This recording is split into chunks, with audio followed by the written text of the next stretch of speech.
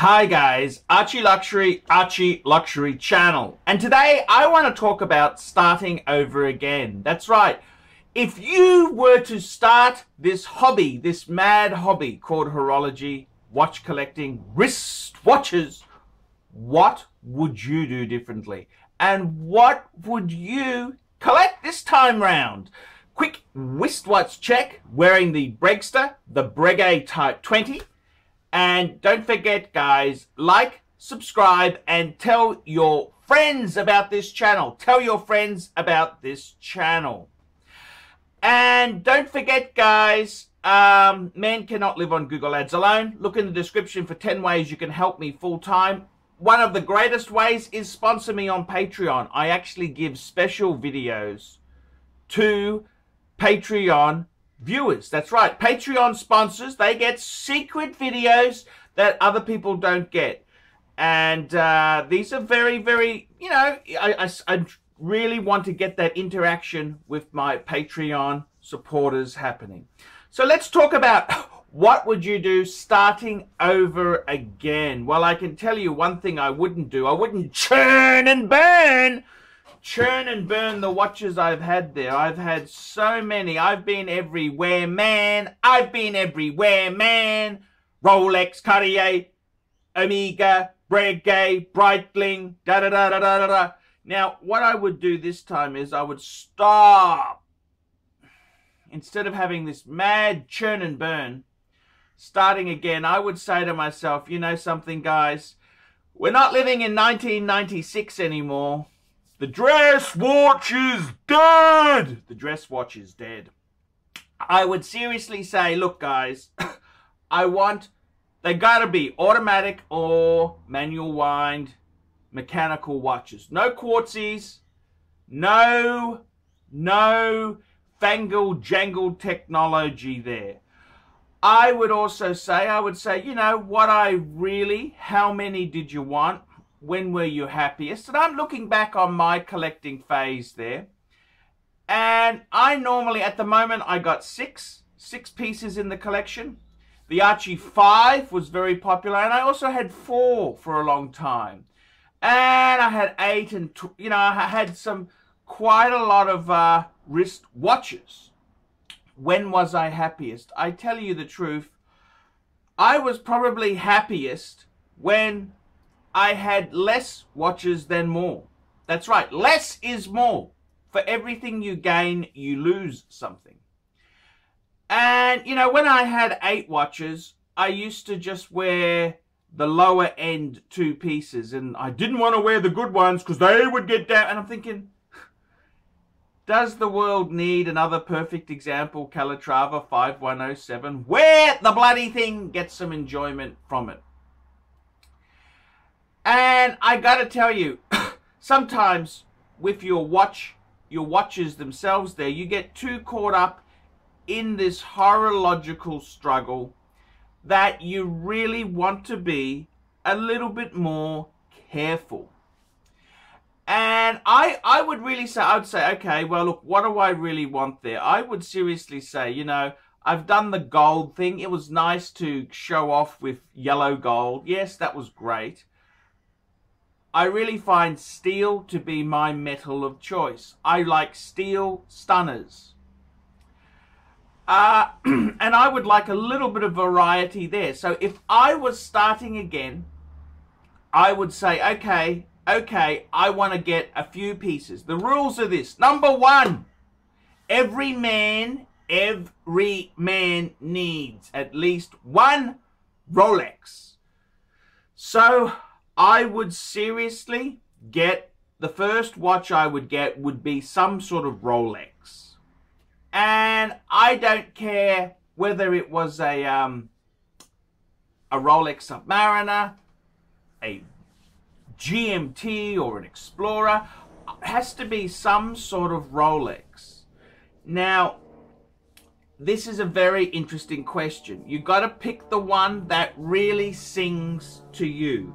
And in my case, I would really, in Rolexes themselves there, I really like a Rolex. You know, I kind of, I'm in two frames of mind there, but I kind of like a sports complication, like an Explorer or a subby or a Sea Dweller.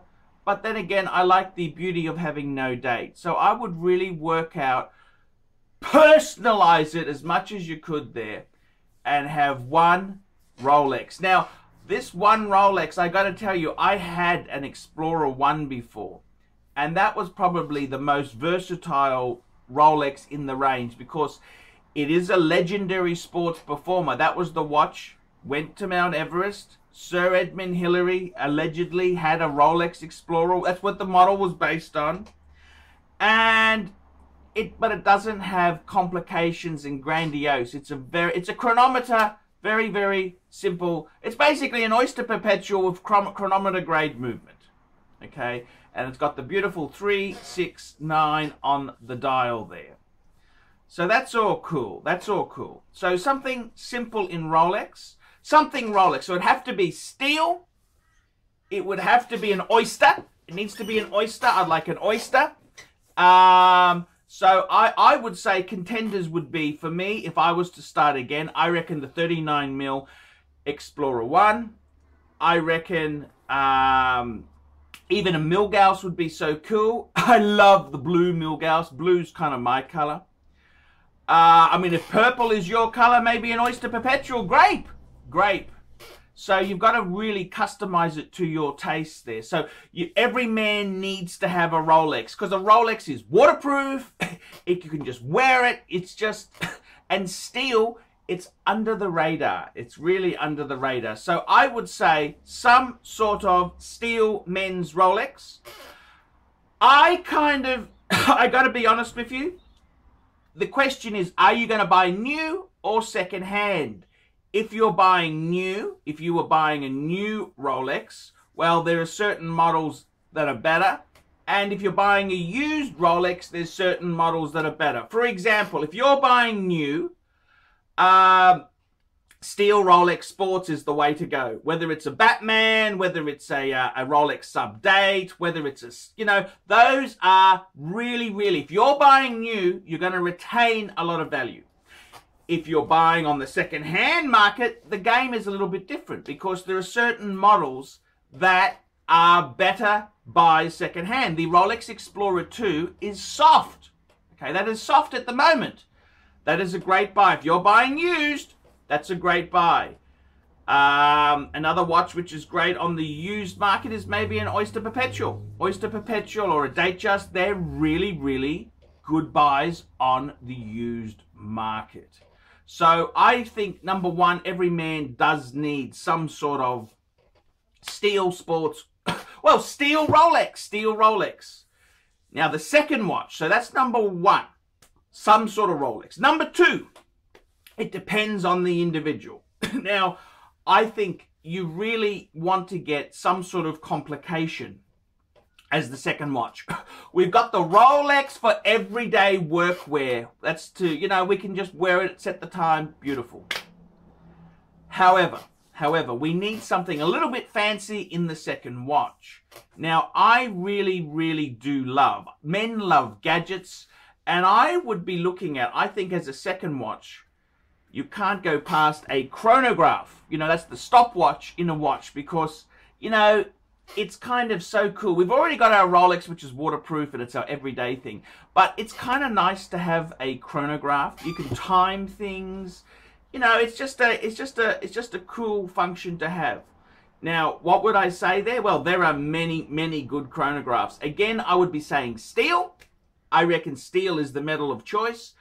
The obvious answer is the Omega Seamaster Man on the Moon. Man on the Moon. That's a great choice, that there. Beautiful, good choice. Steel bracelet. Beautiful piece. Manual wind. Another great piece is something like a Breguet. On the used market, you wouldn't want to buy a Breguet new. You'd want to buy that on the used market. 4,000s. That's where they're starting from on the used market. US. That's pretty good buying. There's some really fantastic chronographs there. You've got the Breitling Navitimer.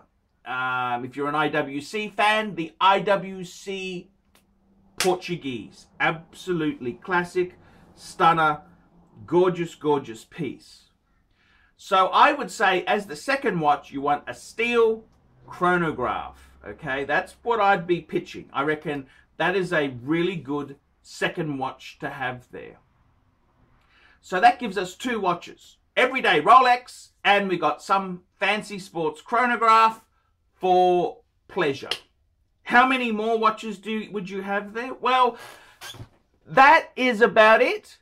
That is about it. I reckon that's about it. Until we had a bit of a windfall, like you might have a inheritance comes your way. You might have, you know, some sort of very special occasion, which is when we get the ultimate grail watch. The ultimate grail. And it's something that we don't rush out. Once we've got those two watches, some sort of steel sports, some sort of steel Rolex, doesn't have to be sports, it can be anything in an oyster case. And we've got our chronograph. Those two can function fine. The third one, the grail, that comes after many years. You just can't instantly get this piece there. Now, in my case, I happen to have had a Calatrava, Patek Philippe Calatrava, which was a great piece. I enjoyed it, loved it. It was a beautiful piece. That's a really cool grail piece. Then I sold it for a sub, and now I've got a world time. Some people would say that's a silly choice. It's just, in my opinion there, I'm very happy to go on the journey. But some sort of grail piece. Now, you've got to be over 40 before you get it. And I reckon that is how I would start. 3 simple watches. Do you really need a chronograph, a diver, a GMT, a dress watch? Do you really need? Now, I think that is a load of bullshit, really. I tell you the truth.